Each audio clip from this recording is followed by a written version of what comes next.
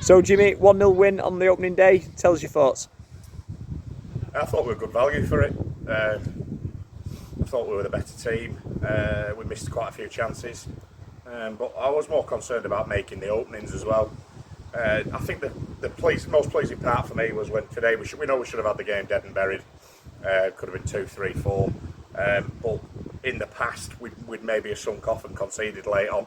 And I don't think they ever looked like troubling us other from the header, which was just inside the 18-yard box that Cheetahs tipped over the bar. So a lot of facets in the game that we've done well, and one of the most pleasing ones was keeping the clean sheet. And the bottom line today was you sort of have a good pre-season, but you don't know where you're at until you actually come up against somebody. I thought a lot of the stuff we did, there was a lot of positives. I thought we played quite well. Stuff for us to work on, but a clean sheet and 3 points, I'll take that all day long. James Bailey's off with the goal on the opening day. Tell us a little bit more about James. Yeah, James is one that we had our eye on last season. He was at Walney Island in the West Lancs, and he scored a lot of goals. So, we try and keep our eyes out when he is out and look for local talent to nurture. I think he's come in and been absolutely superb in pre-season. It's a tough step up from the West Lancs to the Northwest Counties, but it's a doable one as well. And I think anybody who scores that amount of goals, it wasn't a one-off last season. He's been doing that year on year.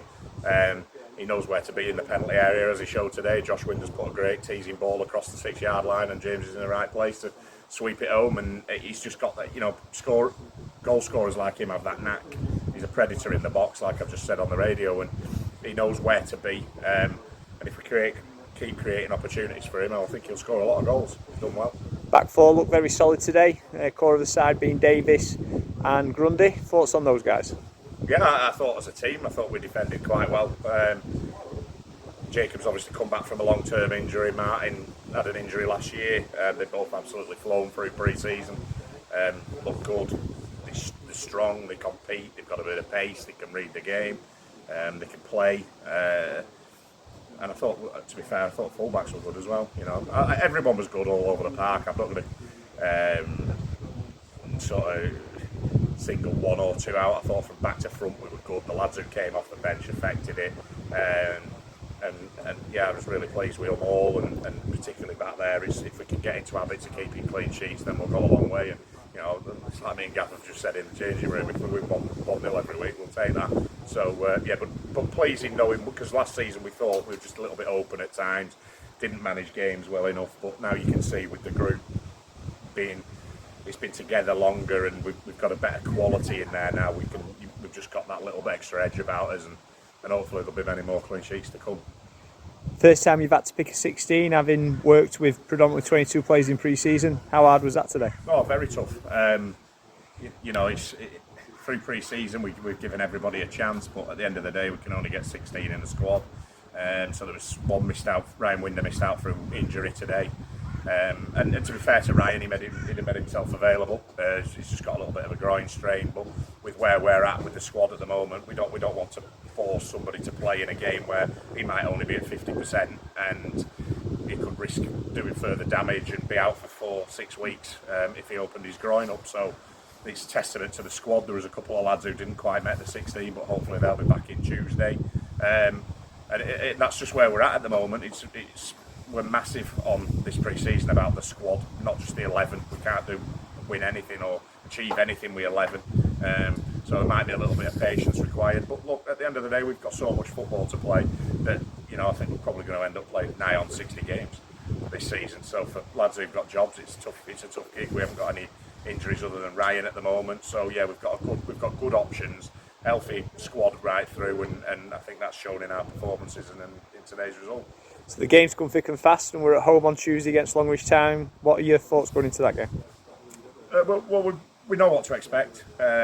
Ashes gets his teams playing football. There'll be a young, vibrant side, full of energy.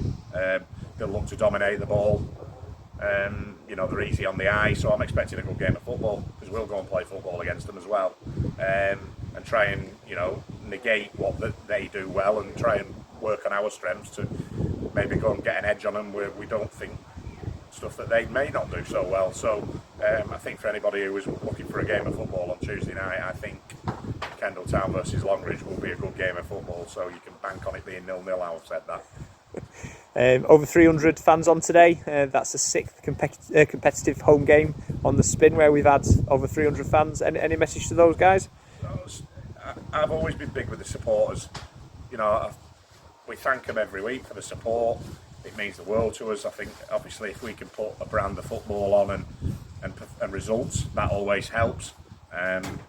Especially when you're at home here and you can get results under your belt, and you see with the lads going round at the end there, we appreciate every one of them who comes through the door. And if we're going to do anything this season, then they will make a massive difference, and we just encourage more and more of them to come. And we're trying to do things the right way. We know we're not the finished article, but if we can maybe get it up to 350, 400 on a regular basis and keep winning football matches and really compete, then that'll be fantastic. You seen that at the end there, everybody was pleased, and we'll go and give them the recognition, because at the end of the day, the football club without the fans is nothing. So it's massive, and they know nothing here will be through like a try, and I always say it, but we'll give them everything to try and get this club back where it should be and get results on the football pitch.